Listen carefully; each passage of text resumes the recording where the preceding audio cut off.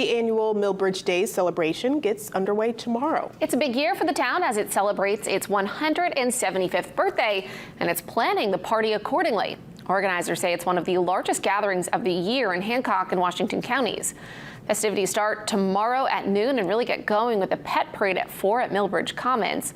Saturday's highlights include the grand parade, lobster and clam cookout, an outdoor concert with the 195th Army Band, and of course, the codfish relay. The theme of this year's celebration is honoring our lobster fishing heritage.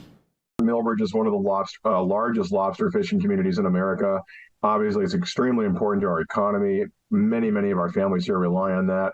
The lobster industry is facing a lot of hard knocks these days, and a lot of challenges in a number of different ways. And so we just wanted to take this opportunity to be proud of our lobster heritage here in Milbridge, proud of our fishing community, and make that part of the celebration for our 175th birthday. And there are too many events planned to list them all here, but if you want to see a full schedule, you can head to our website or visit Milbridge Days on Facebook.